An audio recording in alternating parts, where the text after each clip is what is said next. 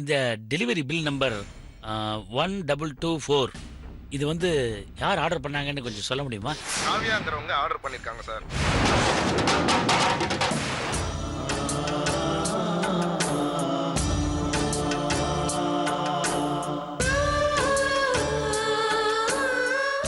போரும் மேடம். இருங்க, டாக்டர் என்ன சொல்லிருக்காரு? அட்லீஸ்ட் 1 மினிட் கொடுக்கணும்னு. இருங்க. ஒரு நிமிஷம் முரளி.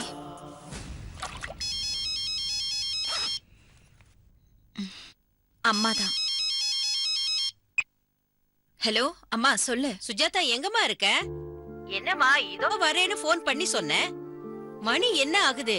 நீ இன்னும் வீடு வந்து சேரல. உங்க அப்பா என்னன்னா சுஜாதா எங்க காணோன்னு கேட்டுக்கிட்டு இருக்காரு. அம்மா கிளம்பிட்டேம்மா, இன்னும் கொஞ்ச நேரத்துல வந்துருவேன். நான் என்ன சின்ன பொண்ணா? ஏன் பயப்படுற? 1000 இருந்தாலும் நீ என் பொண்ணுதானம்மா. அந்த பயம் பெத்தவளுக்கு இருக்காதா என்ன? சீக்கிரமாமா, நான் போனை வைக்கிறேன். சரிம்மா, ஓகே. நேரம் ஆயிடுச்சுல, அம்மா பயப்படுறாங்க. பின்ன காலையில கிளம்புனீங்க வீட்ல இருந்து, இப்ப டைம் என்ன ஆச்சு? பயப்படாம முதல்ல கிளம்புங்க மேடம், நான் வந்து அனுப்பி வைக்கிறேன். நீங்க இருங்க, அப்புறம் கதவை யார் சாத்துவாங்க?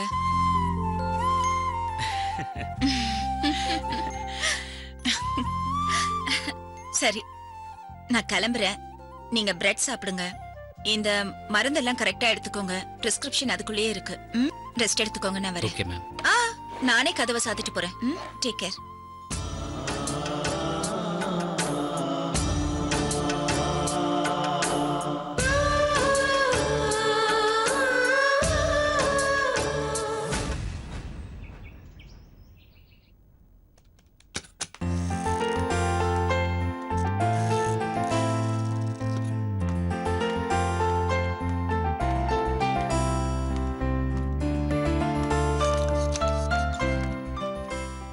ஏய் பிருந்தா, நீ எப்படி இங்க? லலிதா மேடம் உன்னை வேலையை விட்டு தூக்கிட்டாங்களே, அப்புறம் எப்படி?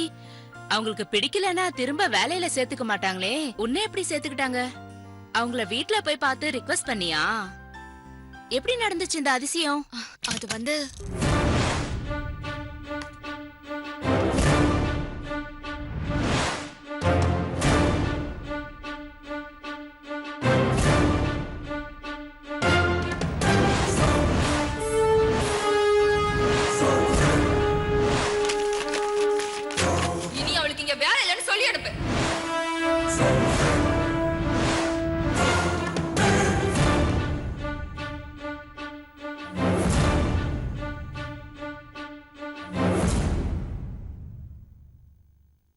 ஏய், நீ எப்படி இங்க வந்த?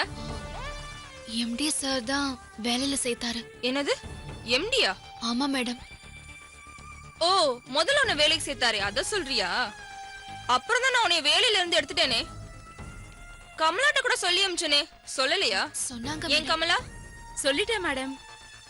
அப்புறம் எதுக்கு இங்க வந்த? மேடம், உன்னோட பேச எனக்கு நேரமும் இல்ல, அவசியமும் இல்ல. பிடிக்கல. Get out. மேடம், நான் என்ன சொல்ல வரேன்னு பேசாத. நீ என் காலை பிடிச்சு கெஞ்சி அழுதாலும் நான் உன்னை சேர்த்துக்க மாட்டேன். உனக்கு வேலை இல்ல, முதல்ல வெளியே போ. மேடம், நான் நீ சுவாசிக்கிற காத்தோட சத்தம் கூட என் காதுல விழக்கூடாது.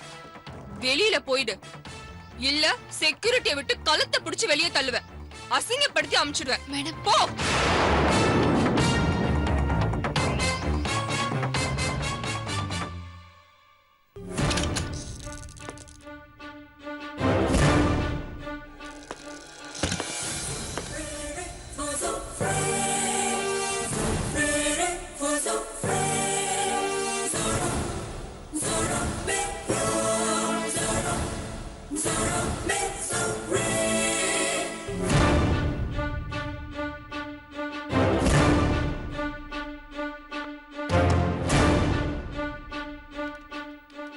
Good morning sir. Good morning sir. Good morning sir. Good morning sir. Good morning. ஏய், என்ன சாருக்கு விஷ் பண்ணிட்டு இருக்க? முதல்ல வெளியே போ. லலிதா, பிருந்தாவை எதுக்கு வெளியே போக சொல்ற? அவ்வளவுதான், ஆபீஸ்ல இருந்து டிஸ்மிஸ் பண்ணியாச்சே. அப்புறம் எதுக்கு அவ திரும்ப உள்ள வந்து உட்காரணும்? நான் தான் உங்களை திரும்பவும் ஜாயின் பண்ண சொன்னேன்.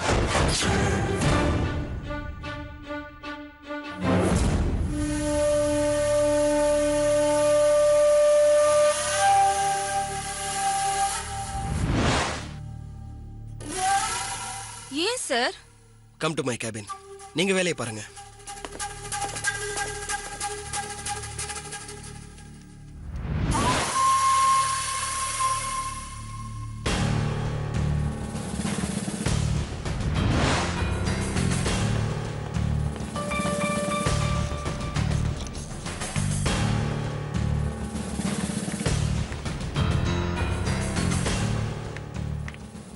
வினோத், உங்களுக்கு என்னாச்சு? நான் அவளை வேலையில இருந்து தூக்கிட்டேன். நான் தான் திரும்பவும் சேர்த்துட்டேனே. இதுவரைக்கும் நான் எடுத்த எந்த முடிவையும் நீங்க மாத்தினது இல்லையே. இவளை மட்டும் எப்படி வேலைக்கு சேர்த்தீங்க? நான் வேலையில இருந்து தூக்கிட்டேன்ற ஈகோவா? சேச்சே, ஈகோ? உன்கிட்ட நான் ஈகோ பாப்பனா? அப்புறம் எப்படி அவளை வேலைக்கு சேர்த்த? நான் ஆபீஸ்ல இல்லாத நேரமா பார்த்து உன் கால்ல வந்து விழுந்தாளா? அதெல்லாம் இல்ல லலித். இங்க பார், அவங்கள நான் வழியில பார்த்தேன். அப்பதான் எனக்கு தெரியும் நீ அவங்கள ஆபீஸ்ல இருந்து நீக்கிட்டதா. நான் தான் அவங்கள மறுபடியும் ரீஜாயின் பண்ண சொன்னேன். என்ன காரணத்துக்காக சேர்த்த? அவ அழகா இருக்கானா? லலித், அழகுன்ற வார்த்தைக்கு நீதான் சொந்தம். பிருந்தா அழகு அழகில்லைங்கிறதெல்லாம் எனக்கு தேவையில்லாத விஷயம். பட் அவ வேலையில திறமைசாலி. அவ திறமையா வேலை பார்த்ததுனால தான் நம்ம கம்பெனிக்கு நிறைய ஆர்டர்ஸ் வந்திருக்கு. இந்த மாதிரி திறமைசாலிய நான் இழக்க விரும்பல. அதான் பார்த்தேன், வர சொல்லிட்டேன். அவளால எவ்வளவு லாபம் வந்தாலும் அது நமக்கு தேவையில்லை. அவளை அனுப்பிடு. நீ அவ மேல இருக்க ஆத்திரத்துல சொல்ற. ஒரு பிசினஸ் மேனுக்கு காரியம் பெருசா வீரியம் பெருசான்னு கேட்டா காரியம் தான் பெருசு. இங்க பாரு, அவ மேல இருக்க அல்பத்தனமான கோபத்தினால கோடிக்கணக்கா வர லாபத்தை இழக்கிறது படு முட்டாள்தனம். அழகும் அறிவும் பெரும்பாலும் ஒன்னா இருக்காது. ஆனா அது ரெண்டும் ஒன்னா இருக்குன்னா அது உனக்கு மட்டும்தான். உன்னுடைய அழகான புத்திசாலித்தனமான முடிவை இப்ப சொல்லு. நீ இவ்ளோ சொல்ற, இருக்கட்டும். குட். ஒரு அழகு அழகான முடிவை சொல்லிடுச்சு.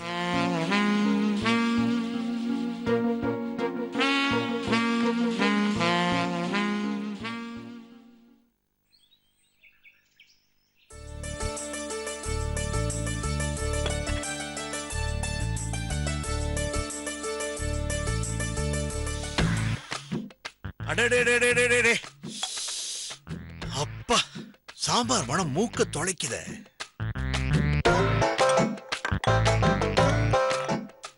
ஓ மை காட், தேங்காய் சட்னி பிரமாதம்.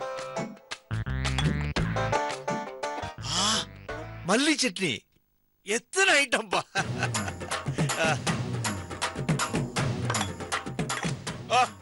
மல்லிப்பூ இட்லி பலே, பிரமாதமான காம்பினேஷன். தேங்காய் சட்னி, மல்லி சட்னி, சாம்பார். மீனாட்சி பாத்தியா, என் பொண்ணு அப்பாவுக்காக எவ்வளவு பிரமாதமா டிஃபன் ரெடி பண்றத. இங்க பாரு, உன்னோட கைப்பக்குவத்தையே பொண்ணு சுஜாதா மிஞ்சிட்டா.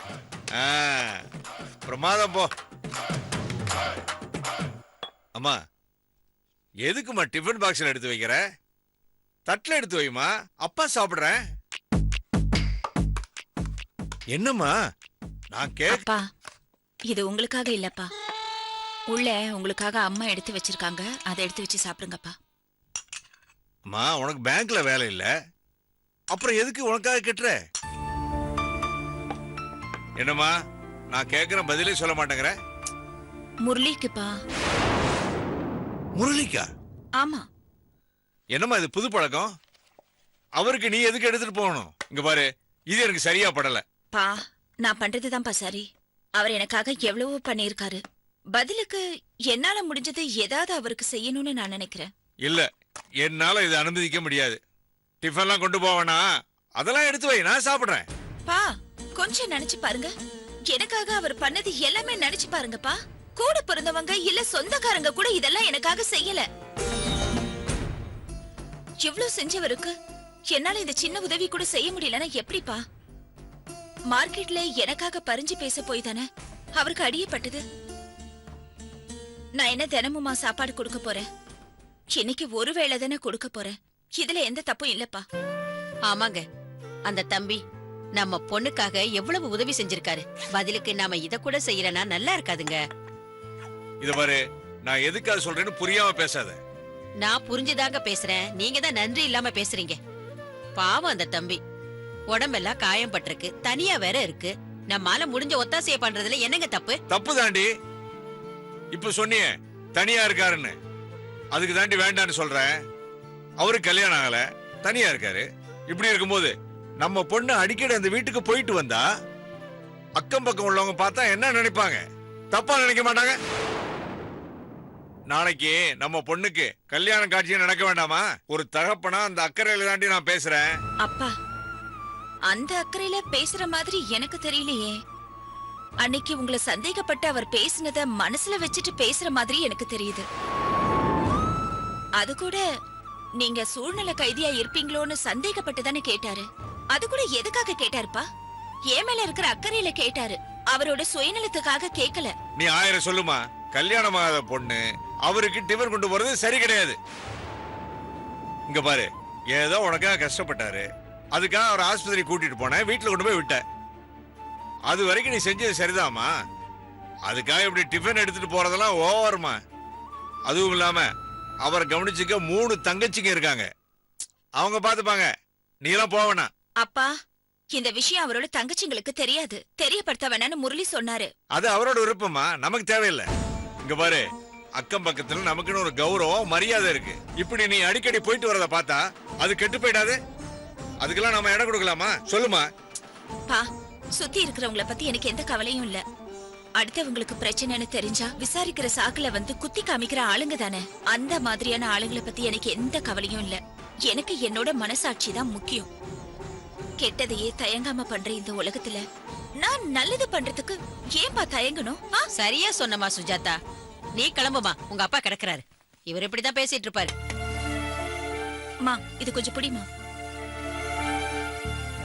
அரசன் அன்று கொள்வான், தெய்வம் நின்று கொள்ளுன்னு சொல்லுவாங்க. என்னோட சொல்லும் ஒரு நாள் வெல்லும். வரேம்மா. தாயிர் சிறந்த கோயிலும் இல்ல, தந்தை சொல் மிக்க மந்திரம் இல்லைன்னு சொல்லுவாங்க. அது ஒரு நாளைக்கு போக போக உங்களுக்கு புரிய போதுரி. உன் பொண்ணுக்கு எதுவும் பட்டா தாண்டி புரியும்.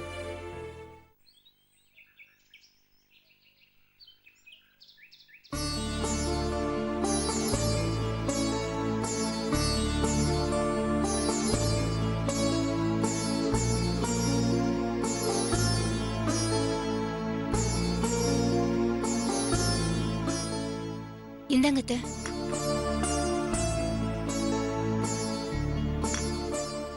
அர்ச்சனா, எனக்கு உடம்பெல்லாம் கொஞ்சம் வலியா இருக்கு. நான் அப்புறமா சுடுதண்ணி போட்டு குளிச்சுக்கிறேன். நீ கொஞ்சம் சாமிக்கு விளக்கே தெரியா? இல்லத்த, நான் தலை குளிச்சிருக்கேன். விளக்கு ஏத்த கூடாது, ராஜியை ஏத்த சொல்றேன். தலை குளிச்சிருக்கியா? இப்படியே இன்னும் எத்தனை மாசம் தான் சொல்லுவ? கோவில்ல நான் பட்ட அவமானம் போதாதுன்னு வருஷம் முழுக்க நான் அவமானப்படணும்னு ஏதாவது திட்ட வச்சிருக்கியா? என்னத்த இப்படி எல்லாம் பேசுறீங்க? நான் என்ன ஆசைப்பட்ட குளிக்கிறேன்? எனக்கு அவமானமா தான் இருக்கு. சொல்ல போனா உங்களை விட எனக்கு தான் அதிக அவமானம். அதெல்லாம் பொறுத்துக்கிட்டு தானே நானும் இருக்கேன்.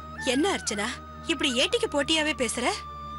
நான் என்ன மருமகளை கொடுமைப்படுத்துற மாமியாராவா நடந்துக்கிறேன்? ராஜியையும் உன்னையும் நான் பிரிச்சு பார்த்ததே கிடையாது. அப்படிப்பட்ட ஏங்கிட்ட என்ன விட அதிகமா அவமானப்படுறேன்னுட்டு போட்டி போட்டு சொல்லிக்கிட்டு இருக்க. இல்லத்த, நான் உங்களுக்கு குறையா சொல்லல. ஒரு குழந்தைய சுமக்கிற பாக்கியம் எனக்கு இன்னும் கிடைக்கலன்னு நான் தினம் மனசுக்குள்ள வேதனைப்பட்டுட்டு தான் இருக்கேன். எனக்கு குழந்தை பிறக்கலைங்கிற வருத்தத்தை விட பேரனோ பேத்தியோ பார்க்கணுங்கிற உங்க ஆசையை நிறைவேற்ற முடியலன்ற கவலை தான் எனக்கு ரொம்ப அதிகமா இருக்கு. அப்படிப்பட்ட என்ன போய் உங்களுக்கு போட்டியா பேசுறேன்னு சொல்றீங்களா அத்தை? அதத்தான் என்னால தாங்கிக்க முடியல. குழந்தை இல்லைங்கிற வேதனையும் வலியும் எனக்கும் இருக்கு அத்தை. பொம்பளைங்க மட்டும் சிறப்பா கொண்டாடுற ஒரு வளக்காப்பு ஃபங்க்ஷன்ல கூட கலந்துக்க முடியாத துரதிருஷ்டசாலியா நான் இருக்கேன். மா, உனக்குலாம் அறிவே கிடையாதா? எதுக்குமா நீ அழ வச்சிட்டு இருக்க? பாவமா அவங்க ஒன்ன மாதிரி தானே அவங்களும் குழந்தை இல்லைன்னு வருத்தப்படுறாங்க. அதுக்கு மேல நீ வேற அவங்கள டார்ச்சர் பண்ணிட்டு இருக்க. ஏய், என்னடி பெரிய மனுஷி மாதிரி பேசிக்கிட்டு இருக்க? உனக்கு இதெல்லாம் புரியாது. போய் உன் வேலையை பாரு. ஏன் புரியாது? எல்லாம் புரியும். குழந்தை பிறக்காததுக்கு எத்தனையோ காரணம் இருக்கு. அதுக்கு அண்ணி மட்டும்தான் காரணம் இல்ல. அப்படின்னா என் புள்ள காரணம்னு சொல்றியா? அப்படின்னு சொல்லல, அப்படியே இருக்கலான்னு தான் சொல்ற. ஏமா அண்ணிய மட்டுமே குறை சொல்லிட்டு இருக்க? வாய மூடுறி. ரமேஷுக்கு எந்த குறையும் இல்ல. ஏன்னா உங்க அப்பாவோட குடும்ப பாரம்பரியத்திலயும் எங்க குடும்ப பாரம்பரியத்திலயும் வம்சாவழிக்கு எந்த குறையும் கிடையாது. அப்படிப்பட்ட பரம்பரையில என்னடி குறை இருக்கும்? சயின்ஸ பத்தி தெரியாத உங்ககிட்ட எல்லாம் பேசி பிரயோஜனமே இல்ல. ராஜி, இந்த பேச்சு இதோட விடு.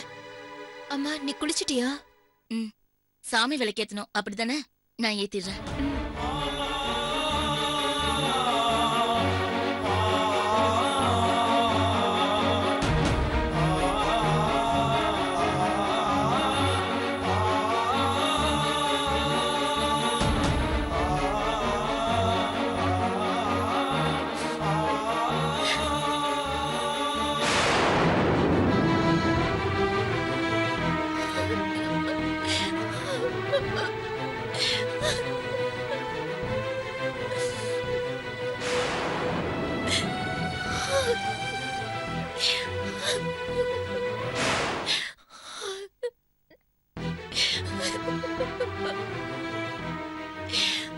அர்ச்சனா, அர்ச்சனா, எதுக்கு அழுதுட்டு இருக்க? எல்லாம் உங்களாலதான். என்னாலயா? ஏன்? நம்ம உடனே ஹாஸ்பிட்டலுக்கு போகணும். நீங்க லீவ் போடுங்க, நம்ம டாக்டர் போய் பார்த்துட்டு வந்துடலாம். என்ன நடந்துச்சு அர்ச்சனா? சொல்லு. நமக்கு குழந்தை இல்லைங்கிறதால அத்தையோட கோவம் அதிகமாயிக்கிட்டே போகுது. அவங்க பேச்சும் மாறுது. இனிமே தள்ளி போடுறது நல்லது இல்லைங்க. அத்தை என்கிட்ட பேசிட்டு இருக்கிறத பார்த்து ராஜா எனக்கு சப்போர்ட்டா வந்தா. அப்ப ராஜா என்ன தெரியுமா சொன்னா? என்ன சொன்னா? குழந்தை பொறுக்காததுக்கு நான் மட்டுமே காரணமா இருக்கணுங்கிற அவசியமே இல்ல, நீங்களும் தான்.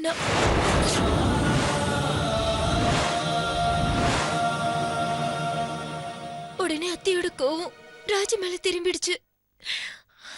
இப்படியே ஒருத்தர் மாதிரி ஒருத்தர் பேச ஆரம்பிச்சா கடைசியில குடும்பத்துல நிம்மதி இல்லாம போயிடும். அதனால தாங்க சொல்றேன், மனக்கசப்பு பெருசாக்குறதுக்குள்ள நம்ம டாக்டர் பாக்குறது நல்லதுன்னு தோணுது. இன்னைக்கு என்னால வர முடியாது அர்ச்சனா. நீ டாக்டர் கிட்ட அப்பாயின்மெண்ட் வாங்கி வை. நம்ம கண்டிப்பா போகலாம். Okay, by. நான் ஆபீஸ் போயிட்டு வரேன்.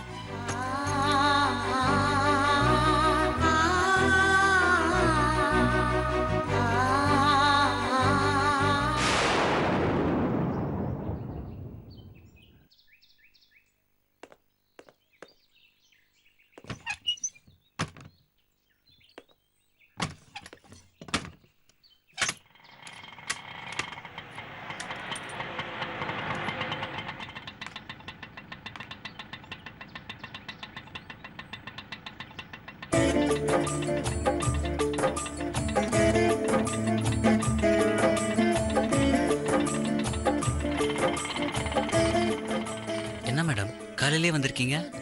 இல்ல, இவ்ளோ சீக்கிரம் எங்க கிளம்பிட்டீங்க? என்ன இப்படி கேக்குறீங்க? பேங்க் தான். சரி போலாம், முதல்ல உள்ள வாங்க. டைம் ஆச்சு மேடம். பேங்க் டைமை பத்தி என்கிட்டயே சொல்றீங்களா? அதுக்கெல்லாம் நிறைய நேரம் இருக்கு, முதல்ல உள்ள வாங்க. போற வழியில டிஃபன் சாப்பிட்டு போனா நேரம் சரியா இருக்கும். அப்படி என்ன முக்கியமான விஷயம்? நீங்க வெளியில எல்லாம் ஒன்னும் சாப்பிட வேண்டாம். உங்களுக்கு டிஃபனும் மத்தியானம் லஞ்சும் கொண்டு வந்திருக்கேன். டிஃபன் சாப்பிட்டுட்டு அப்புறமா பேங்க்குக்கு கிளம்பலாம். மேடம், நேத்து தான் அவ்வளோ சிரமப்பட்டீங்க, இன்னைக்குமா? மிஸ்டர் முரளி, இதெல்லாம் ஒரு சிரமமும் கிடையாது. வாங்க உள்ள. சாவி கொடுங்க, சாவி கொடுங்க, நானே திறக்கிறேன்.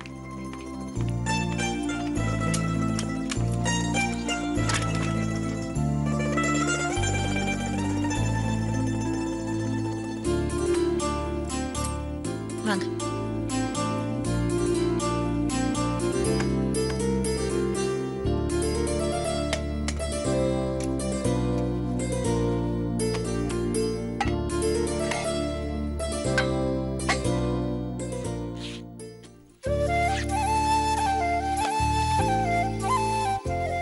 பொறுமை, பொறுமை. நீங்க சாப்பிடுங்க.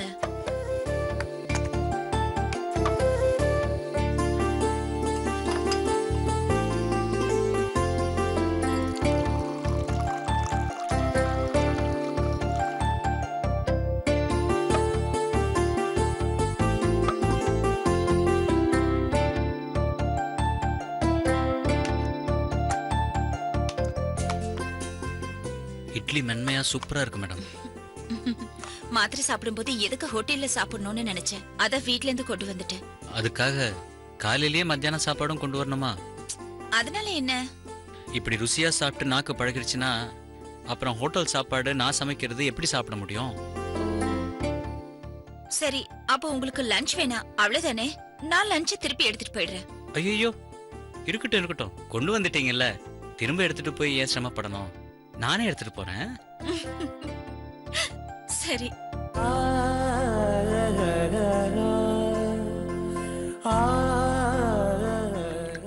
போதுமா?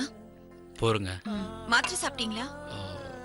மறந்தே போச்சு மேம், இப்ப எடுத்துக்கிறேன். இருங்க, நான் எடுத்துட்டு வரேன், நீங்க உட்காருங்க.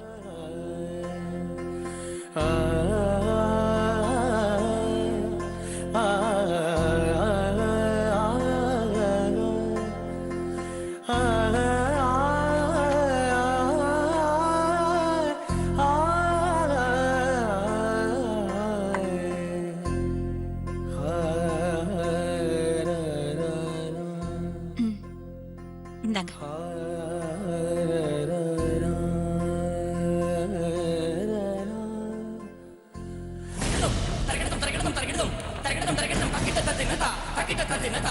அண்ணா